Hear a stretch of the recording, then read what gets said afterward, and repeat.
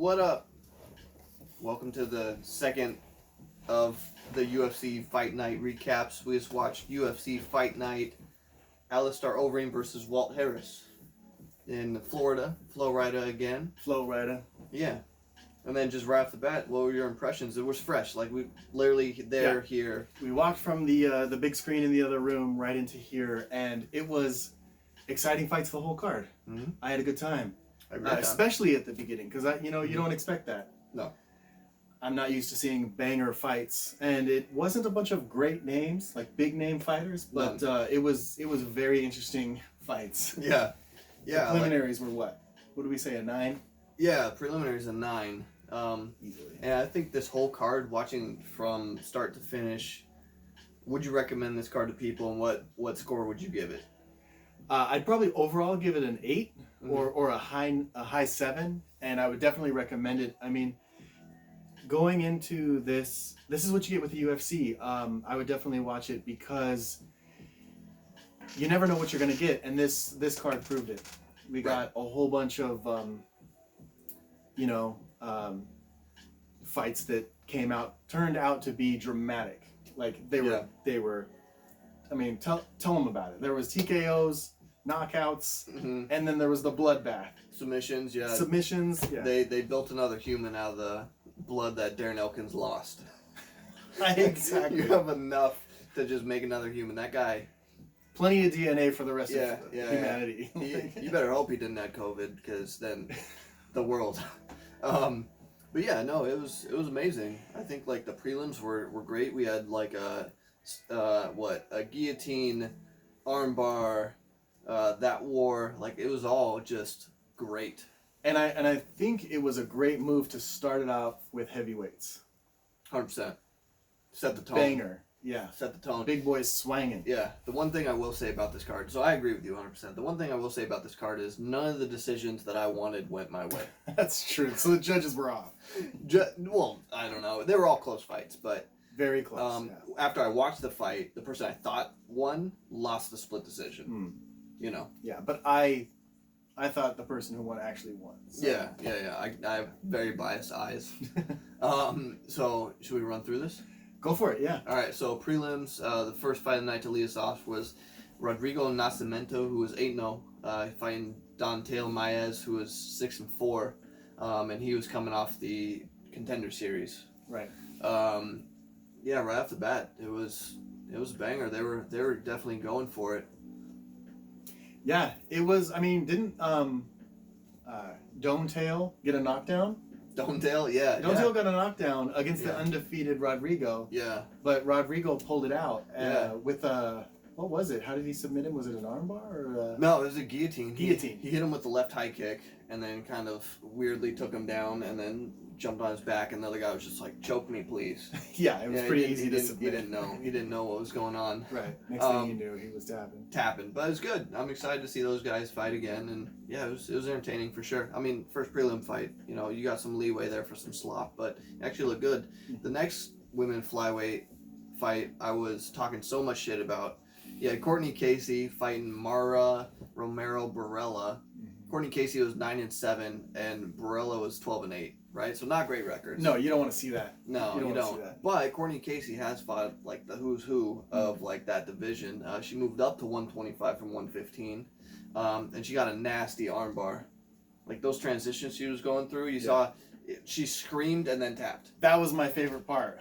Scream? Yeah, well like the person getting armbarred was just like Yeah, imagine her elbow was like, instead of going like this, it was like the other way. Yeah, it was like fully bent. Yeah, I kind of curled up in my seat. Like, ouch. Yeah, it was great. Yeah. So good job. The drama ladies. continues. Yeah. And then we have the bloodbath. Darren Elkins, he was 24-9 versus Nate Landwehr, who was 14-3. His second fight in the UFC. And Nate won a decision.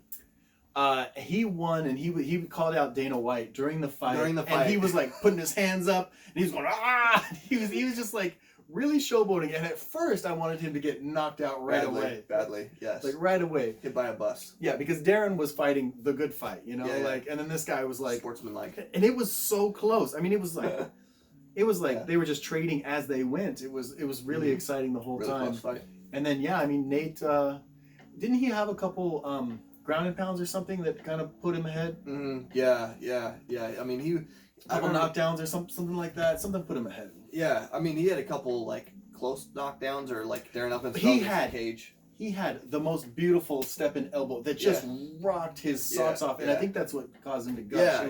It was a gnarly cut. Like you look at the cage and it's just blood spots everywhere. I Yeah, remember the mat has AIDS. He hit Darren in the face with a punch, and then he put his hands down and goes, Dana! Yeah, Dana! And starts like walking 50 away. G's! And it was just so extreme. Yeah. And then he called out Nashville, and no one was surprised. Nobody was surprised. He had the gall, the squall, the squall. How do you say it? The draw? The draw, The draw, the shut and The draw. squall? Yeah. He was a bird. He's a boy. He's a plane. He's a winner. He won the fight, and congratulations. That was fun. Yeah, I had a lot of fun with that fight. So definitely recommend that. Darren Elkins is always game. They had a competition for the dumbest tattoo. They both had like Darren Elkins had the damage, and he had the Nate had the train right here, and it was so douchey. It was bad. I hate it, but that fight was great. Okay, next up we got Giga Chigdazi might be the coolest name of all time. He was 10-2 versus Erwin Rivera, who took this fight yesterday. And he just lived a city away. Yeah, he drove a couple hours. Yeah, overnight, to get to the fight. Yeah. Made weight. Yep. He's usually a 135 or moved up to 145. Big winner. Giga, like they're saying, he's a black belt in karate, won championships, and won kickboxing right? world champion. He won a decision, but I'll tell you what, Rivera was no joke. No, I like the way I called him the frog because he was wearing the green trunks and he was jumping from the leg kicks. Yeah. And he was also jumping, amazing. diving in with the hooks. And right when the gate opened, that's what he was doing. And it was kind of working because Giga was on his back foot and he was just kind of like, uh-oh, like what's this guy doing? And that's not how he fights. He's such a trained fighter for distance striking. And he was kind of like, what do I do with this guy? No one jumps over leg kicks. And it was super entertaining until Giga found his range, started to hurt him just a little bit, and then that just like you saw the tide change, just like and he was in total control. Thing I liked about him is he was doing the Bruce Lee shit.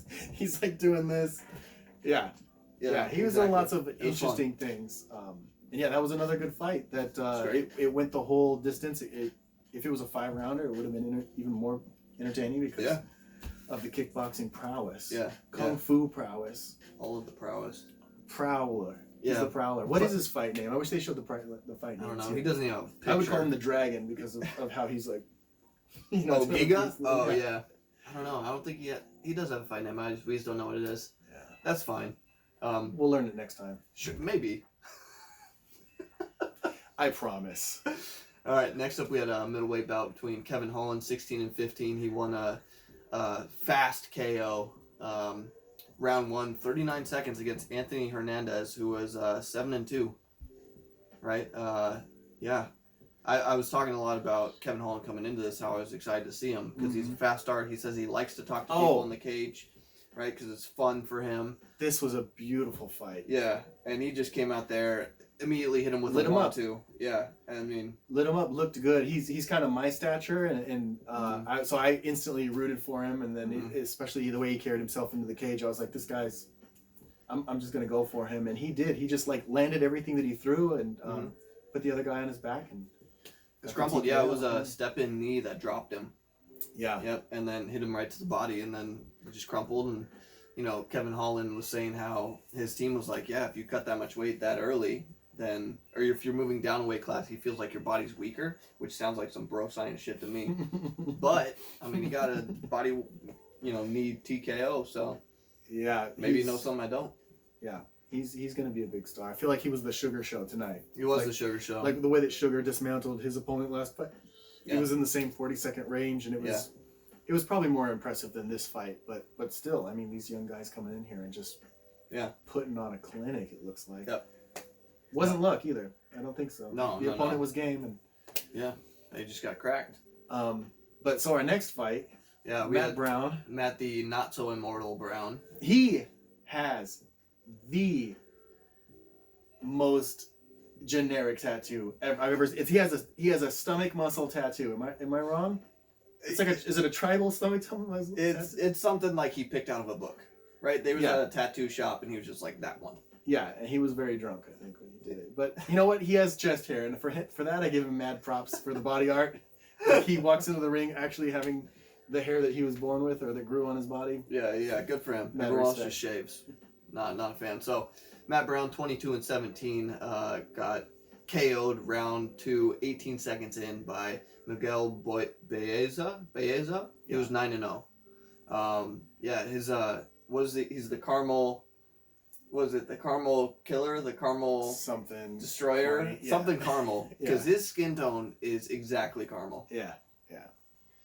So he got rocked early, and Matt could have maybe finished him. Yeah. He got real close. For sure. They both had a couple, like, punch the guy really hard and then take a nap. So this was a great back and forth fight. Yeah. They both got dropped in the first round. Both put on Queer Street, right? Yeah. And then the second round, Matt Brown comes in with like a lazy overhand right, and they at the same time, except for it looked like Miguel just hit him with everything, and Matt just went flying with the punch. It was a dramatic knockout. It's like if someone jumped in the direction they were getting hit. Yeah, like a stuntman. Like you hit him and they go, oh, like that's kind of what it looked like, but. That's not what it was. That's not what it was. Yeah. And this is the preliminaries, or is this the first of the? No, this is still prelims. This is still prelims. And crazy, Matt Brown. Yeah, and all these fights were entertaining and dramatic, and they finished in different ways. Yep. And and this one was like super back and forth. I would say prelims over main card if you just have time. Seriously. Yeah. And you don't necessarily care about the name value of things. It's just like totally worth a watch. Yeah. Definitely worth a watch. I'm excited to see Baeza again. He was like 24 years old. Young guy. And Matt Brown's 300, so 300, yeah. He's dust now. This is his fourth life. He got hit into dust. All right, and now we're moving on. Main card with my favorite fighter to say, Song Yadong, who's part of the Alpha Male group, which... Yadong. That's his name. Oh, you have to sing it? A song. Oh, yeah. Got it. I didn't know that. That's what his parents. That's the motivation for his name was his parents. Like, his parents? Yadong, and they're like, we're gonna name him Song Yadong. He's very Chinese. Is he? Yeah. I thought he was Korean. Sounds Korean. No, but he's definitely Chinese. Weili would be proud. She is proud. She's at home, just like, ooh, we killing it. I think that's a good Weili impression. We killing it. Anyways, he's 16-4 and he fought Marlon Vera, who's 15-6, won a decision, and oh my God, these guys, it was banger. Again with the back and forth. It's crazy. It was so close. It could have gone either way. I thought. I'm glad Song Yadong won. I thought he landed like the cleaner strikes, but he'd also take a nap in the middle of the fight and get taken down. It was weird. This is the one that I thought Vera could have easily got the decision. For sure. Because he finished so strong. Right. And technically, I like what he did, whereas Song Yadong was probably landing cleaner with more power and probably racked up a few more strikes than the other guy. But I liked the techniques of both guys, and what shines to me is how much you got the guy hurt, and then like your technical ability in striking. And apparently, that's not what the judges look for. No, they look at people's names. Yeah, who's like, this guy? Song Yadong. He's gonna win every time. Every time. He's undefeated. He's 1,000,000. Yeah, he is. Everything else is just a draw. But yeah, very good fight. And then anything else about that fight? What was that weight class? Was that a 45? Was featherweight. Yeah. Mm-hmm. So lightning fast strikes. It's really great. Super fun. Marlon Vera. Man, I'm excited to see both those guys fight again. Yep. Middleweight, we had the least exciting fight. After you watched all this stuff, it just made this fight. It was just like, Eric Anders, he looked like he was lagging a little bit. He's 13-5, and he fought Krzysztof Jotko, who's 22-4. Jotko won a decision, round 3, 5 minutes. I'm just reading now. The Polish king. I mean, he had a lot of grit. And he stayed in the fight, and he did what it took to win, and he got the decision at the end. Eric, did he really hurt him? No. I don't think so. I think he was putting it on him, and he was dangerous. He's a big, strong guy, but he never had... So if someone has 15 minutes, someone's like, I got 15 minutes, either I can watch a fight or I can do anything else in the world, would you be like, you should watch this fight? No. Okay, great. Me either. Yeah. Don't watch that fight. I mean, you can if you're interested, but it's a good fight. It's a decent fight. It's probably it's average. An average fight, you know, and we got on spoiled. a fight night where it's full of above average fights. Yeah. Like, and this isn't the big giant name card. I mean, the last one was twice as much, and then the one before that it was 3 times as many names. Yep. Big names, big paydays for everybody. Yeah. So you never know what you're gonna get, and usually there's at least 1 or 2 good fights on a UFC card. It was great. Yeah. Yeah. It's just that one. Eric looked a little bit weird. It was just a weird fight. Like neither guy got the rhythm really. You know, because everyone was awkward enough that they couldn't figure it out. You need a good dancing partner. And then the fight I was most looking forward to was Edson Barboza moved to featherweight for some fucking reason. He's 20-9. He lost to Dan Ige by split decision. Dan Ige is 14-2. I thought Barboza win. I'm a giant Barboza fan. In the first round, Barboza got a takedown, or no, he knocked me down and then got on top and was Donkey Konging him. Yeah. It was impressive. Yeah, and then round 2, Dan Ige got most of that round down, but Barboza still ended on top at the end of the second round as well. So how did he win? How did Dan take that home? Better name? Easier to write down? Yeah. For the winner? For the winner. Yeah, that bummed me out because I'm a giant Barboza fan. I thought he won the fight. Again, very biased. Yeah. So, who knows? Who knows? I mean, you know because you watched the fight. But what do you think? Because I can't look past my biases. Because I literally thought he won. I thought he won too. I was in the bathroom for the decision. Okay. I believe. But, yeah, what did Dan do that was impressive? 8 body kicks? Yeah, I don't think he won that fight, actually. No. Yeah, I think you're right on that one. I don't know. I don't know what the judges saw that I didn't see, but I mean, you could see Dan Ige, like leg kicks were hurt. Like Dan Ige, I think landed more, but the powerful strikes came from Barboza. Like the leg kicks, each time his leg would completely crumple in. Right. Like the body kicks, he was wincing too, and Dan did take out Barboza's eye. Like he had a big welt and Yeah. But yeah, I didn't see anything ultimately super impressive about that. Yeah. So Edson Barboza won. He'll always be a winner. Always be a winner in my mind. After that Terry Edom fight, man, I was a fan before that, and that just sealed the deal. He's probably one of my favorite fighters to watch, and he always gets these super tough matchups. I mean, let's look at his record. I know he fought Paul Felder twice recently. So let's see, 2019, he fought Paul Felder, lost decision, then lost to Justin Gaethje, KO, round 1. Doesn't do well against pressure fighters. That was 2019. Right.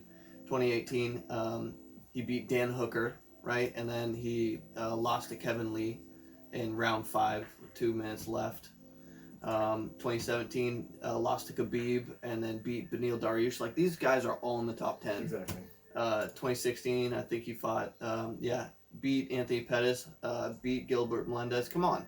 Like, he's fucking fighting everyone. Yeah. 2015, lost to Tony Ferg, beat Paul Felder, lost to Michael Johnson, our favorite. It's such a spotty record.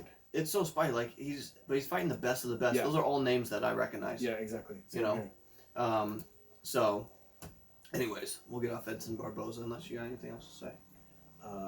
No, he looked good to me. Like his physicality, like dropping that weight, I think he could do it again if he wanted to. Sure. And he looked strong. Sure. I like him better at 155 because I feel like he's faster than everyone at 155. I feel like that's a strength. Where now he's kind of parallel with people, but he has to cut more weight. Yeah. So he's going to get tireder faster. And I did see him in the second round kind of slowing down. Like he was trying to recharge just a little bit or picking his shots even more selectively. Mm-hmm. And that's where Dan got the edge on him. But Yeah. All right. Co-main event, we had Claudia Gadelha who's 18-4 versus Angela Hill, who's 12-8. She's been on a hot streak though.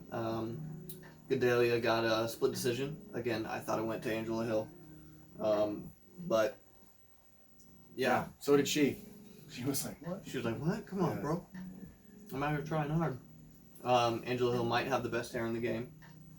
It held up. It did help. It didn't move. Yeah. I don't. What happened in this fight, JR? Well, Angela dropped Claudia twice. Mm-hmm. I think was landing the cleaner strikes. She didn't. Whenever she got taken down, she got right back up to her feet. Yeah, I didn't see.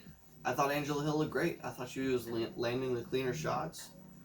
I mean, she didn't have control all the time, but if Claudia got her up against the cage, she didn't do anything with it, right? She was just kind of laying there, or pressing up against the cage. Was there any submission attempts by Claudia? Because that's None. her strong suit, isn't it? None. She gave up after that first one that she got. She completely gave up on trying to submit people, or because Angela was just outboxing her. Yeah. It was a weird one to me. I didn't think she won. I gave all 3 rounds to Angela, and I guess again biased eyes though, because I like Angela. Well, no, I think the judges were kind of They're just weird. just a little bit off, but every single fight that went to decision was close, and that's what makes this card, more entertaining than most of the other ones. Like usually you will have a couple fights that are just kind of like, I didn't need to see that whatsoever. But I don't think that happened tonight. Right. Yeah. Exactly. Any other final thoughts on Angela Hill? Nope. I mean, if I was gonna fall asleep during a fight, it might have been that one. Sure. Absolutely. He was a little sleepy-eyed.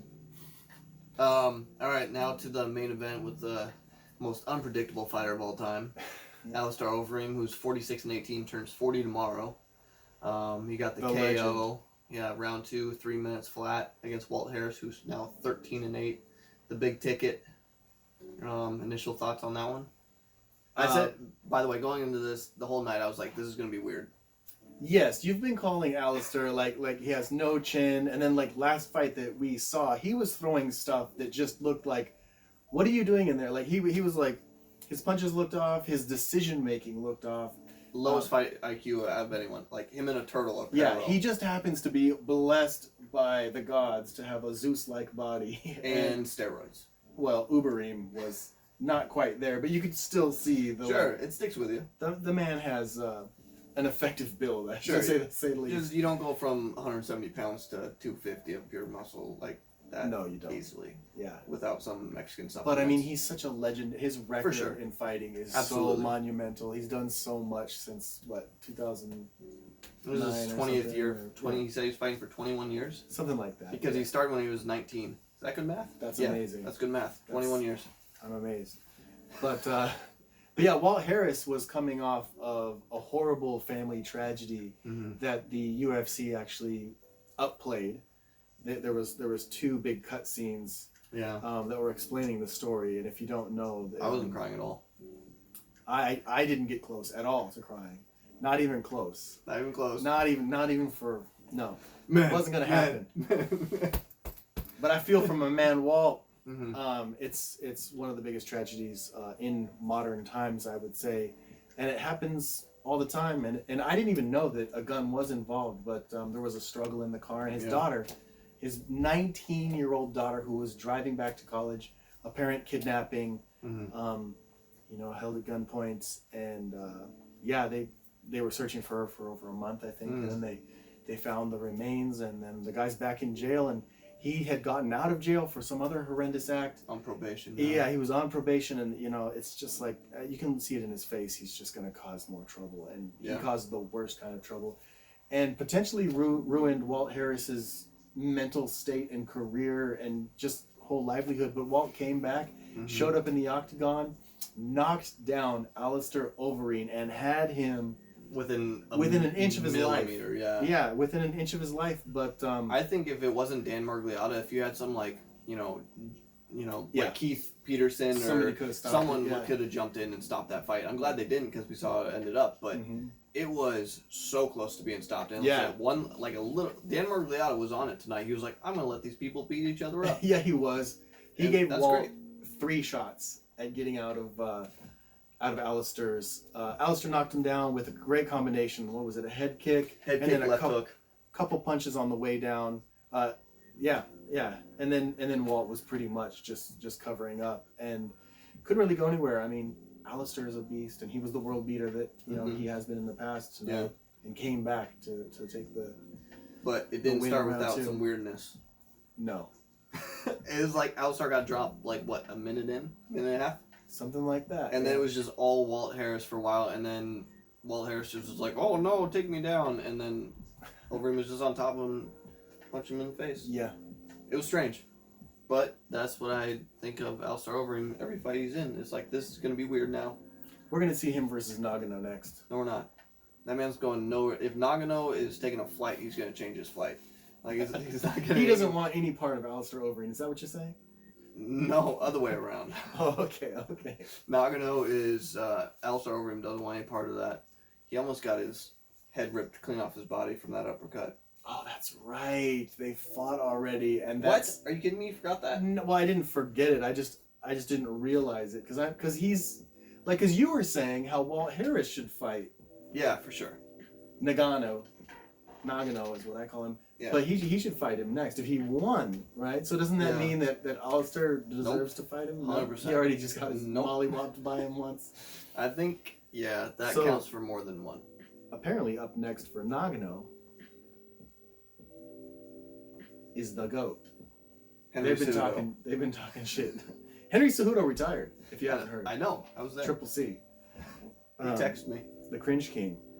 No. We're talking about John Jones. Mm-hmm. He's the GOAT. I know. Yeah. What do you think happens in that fight? I don't think that fight ever happens. Okay, it's happening in our minds. In our minds. How do you see it playing out? Ngannou winning via devastation. Just crushing, devastation. Yeah. Just I mean, whirly gig. You can't have calves like that and stop a Nagano train. You're thinking about John Jones' chicken legs. They can't. Yeah. They can't do anything. But that's what makes him light on his feet, because his feet are light. And then he's just gonna piece him up because he's not piecing a anybody up. calculator in that ring. John Jones, besides the DC fight, hadn't finished a fight since like 2017, something like that. Decision Anthony Smith, decision Thiago Santos, who tore his ACL and still almost won that fight. Decision Dominic Reyes, who again could have won. Gustafsson, okay, well he rear naked choked Gustafsson, but Gustafsson was asleep. No, he wasn't. He didn't show up. Yeah, he didn't show up. DC head kick KO. That was great. But he showed up for DC. And then like it's been all decisions. It's just. But wouldn't it be an exciting fight? Yeah, I mean the hype would be. I don't think the actual You don't fight think would. the fight would be? I don't think because Ngannou's 265, right? So Jones A real is like 265. Jones is like 230, something like that. Probably. Yeah. But Ngannou is just like. Yeah. He walks around and it's just different. He's a different man. Yeah. I hope wanna they see fight just because John Jones needs something to motivate him. Yes, he does. Because he's just, he hasn't done much recently. So, besides talk to bums and shoot a gun at 4 a.m. somewhere. That was so disappointing. That's the first time I was disappointed in him. All the shit that he did before that, I was like, whatever. He's a Michael Jackson. I can forgive him for anything. Like he's the best. I'm so entertained by him. But after obviously driving drunk, but then they heard shots fired. Like John Jones needs a gun. John Jones has a gun. The He's a most wild man. dangerous man in the world. Like, and he's shooting it at random. And where's he from? Like, where is his hometown? He's in below around Arizona area, New Mexico. I think he's in New Mexico. Somewhere around there, yeah. New Mexico, driving around like it's a Western movie or something. Yeah, Like, I don't know. He's Fuck that guy. so interesting. He's so interesting to me just because he's